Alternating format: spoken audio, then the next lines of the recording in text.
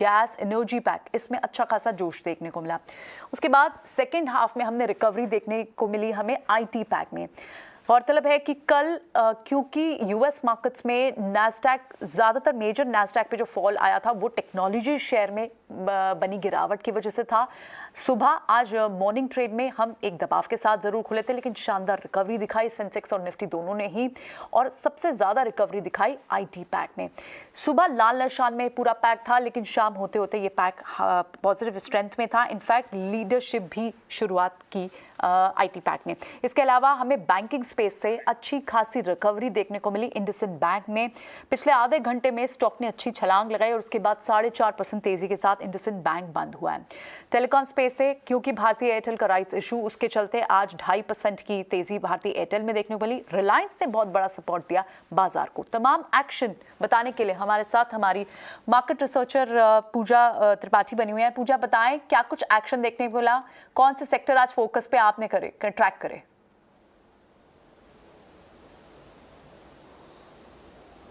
जी, आज हमने देखा, जैसे कि आप बता भी रही थी, कि निचले स्तरों से बाजार में शानदार रिकवरी देखी गई है। और निफ्टी की अगर बात करेंगे तो करीब करीब 160 अंक रिकवर होकर बंद हुआ और सेंसेक्स में 600 अंकों से ज़्यादा की रिकवरी देखी गई है। और उसके अलावा बैंक निफ्टी में भी हम देख रहे थे कि दिन भर कमजोरी थी, लेकिन फिर आखिरी में वहाँ पर भी करीब 1.5% की मजबूती के साथ बैंक निफ्टी भी क्लोज हुआ।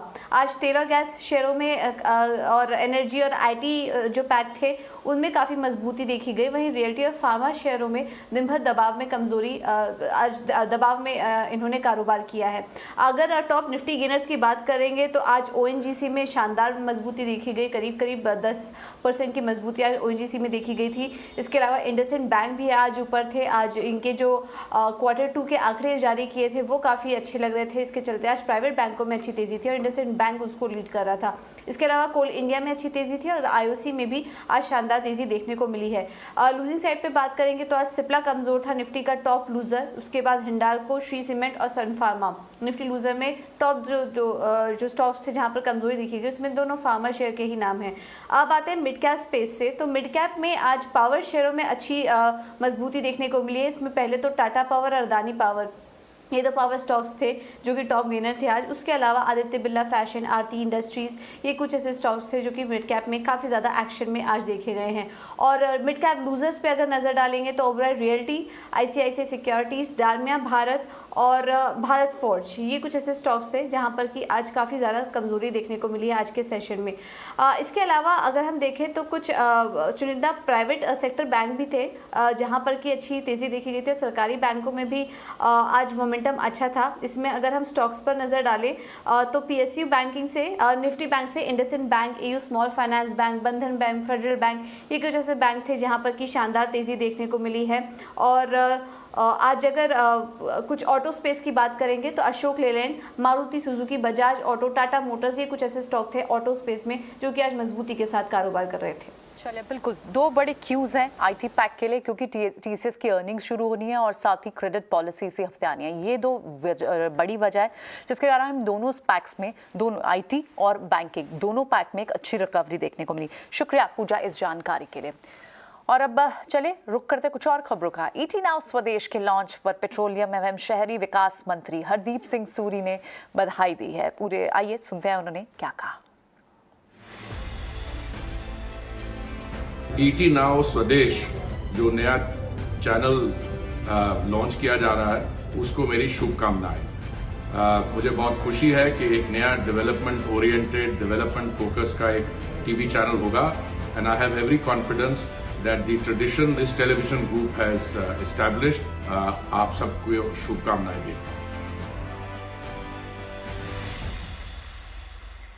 तो ET नाउ स्वदेश बड़े उद्देश्य के साथ, इसी नारे के साथ हमने आगाज़ किया एक नए चैनल का और हमें बधाइयों का ये सिलसिला आगे बढ़ाया। शंकर शर्मा ने भी फर्स्ट ग्लोबल से और साथ ही राकेश झुंझुनवाला ने भी ET नाउ स्वदेश को ढेरों बधाइयाँ दिया। ये सुनते हैं। मुझे बहुत खुशी है कि जो निवेशक हिंदी समझते हैं, शेयर बाजार में अंग्रेजी समझने वाले बहुत निवेशक थे, लेकिन अब हिंदी समझने वाले भी बहुत निवेशक आ रहे हैं, तो उनको हिंदी चैनल से बहुत अच्छा रहेगा। और मेरी शुभकामनाएं मैं ET Now देखता हूँ। ET Now हिंदी भी बहुत अच्छा चैनल है। देश के साथ बढ़ो आगे और देश को आगे बढ़ाओ।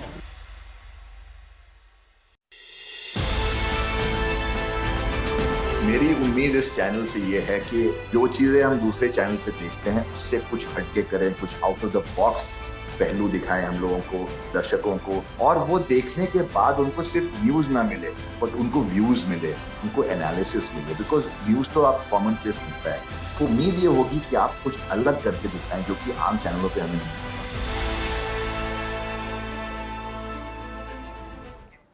ET Now स्वदेश में लगातार हमारी कोशिश रहती है कि आपको फंडामेंटल नज़रिया भी दें, आपको बताएं कि कहाँ निवेश के बेहतर मौके होते हैं, और उसी कोशिश में हम कॉर्पोरेट से बात करते हैं, कॉर्पोरेट कनेक्शन में कई सारे मैनेजमेंट से बात करते हैं और कोशिश करते हैं उनकी आगे की गाइडेंस को समझने के लिए। आज हमने बात की मारुति सुजुकी से। आइए सुनते हैं उन्होंने क्या कहा। उन्होंने साफ कहा कि चिप की कमी से तो फिलहाल वो जूझ रहे हैं, लेकिन त्योहारी सीजन को लेकर वो काफ़ी बुलिश दिखाई दे रहे हैं और लग रहा है कि वहाँ डिमांड अच्छी देखने को मिल सकती है।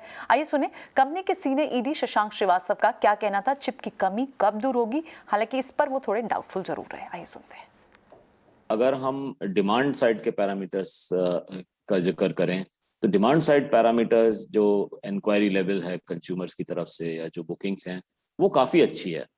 तो उस लिहाज से हमें थोड़ी सी खुशी है कि जो मार्केट में जो बाजार में डिमांड है वो इस समय अच्छी है, and I think it will continue to be like this for some time, at least till the festive season. लेकिन दूसरी तरफ एक जो सप्लाई साइड का इश्यूज है वो अभी भी एक दिक्कत वाली बात बनी हुई है इंडस्ट्री के लिए। ग्लोबल जो चिप शॉर्टेज है उससे सिर्फ हिंदुस्तान की नहीं बल्कि आलमी तौर पे ये इस पे असर पड़ा है सप्लाई की साइड पे, and I think that is true for India also. ये जरूर है कि इस साल हमारा मार्केट शेयर करीब 5% कम हुआ है, 48 से 43% के करीब हुआ है अगर हम आंकड़े देखें अप्रैल से सितंबर के। तो इसकी कई वजह लोग बताते हैं और मेरे ख्याल में वजह एक नहीं, काफ़ी सारी वजह हैं। एक वजह जो लोग बताते हैं वो कि भाई हमारा जो प्रोडक्शन की शॉर्टफॉल रही है, जो कि सप्लाई जो चिप शॉर्टेज है वो मारुति सुजुकी को सितंबर में ज़्यादा इफेक्ट करी, हम अगस्त में ज़्यादा इफेक्ट करी, और ऑल्सो मई में हमारी फैक्ट्री बंद रही वो कोविड के चलते। तो ये 3 चीज़ों की है कि प्रोडक्शन की वजह एक बड़ी वजह है। दूसरा, लोग बोलते हैं कि ये डीजल से जो हम निकले हैं, तो डीजल आज की डेट में 17 से 20% के करीब है मार्केट में, तो हम 80% मार्केट में खेल रहे हैं, इसीलिए ये मार्केट शेयर पे थोड़ा सा प्रेशर है। दोनों बातें अपनी जगह ठीक हैं, लेकिन आई थिंक इस बार जो सबसे बड़ी बात है और जो आपने बहुत दुरुस्त फरमाया कि एसयूवी सेगमेंट में एक्चुअली अगर हम उसको बारीकी नजर से देखें तो एसयूवी सेगमेंट में हमारा मार्केट शेयर कम है। चले तो डिफरेंट कैटेगरीज के मार्केट शेयर की बात कर रहे थे मिस्टर श्रीवास्तव, और साथ ही उन्होंने दूसरे टॉपिक्स पर भी बात करी। अब बढ़ते हैं आगे, कमोडिटी मार्केट्स का आप जान लेते हैं कि वहाँ क्या कुछ चल रहा है। पूरा अपडेट लेकर विश्व मोहन जुड़े हुए हैं हमारे साथ। विश्व मोहन, नेचुरल गैस और ब्रेंट क्रूड लगातार सुर्खियों में बने हुए हैं, आज क्या लेकर आए हैं आप? क्या कुछ कमोडिटी मार्केट्स, एग्री कमोडिटी से अपडेट है आपके पास? जी, नॉन एग्री में सबसे हॉट कमोडिटी आपने बिल्कुल सही आइडेंटिफाई किया है कि ब्रेंट क्रूड का पूरा मार्केट बहुत ही तेज़ी के साथ कारोबार कर रहा है।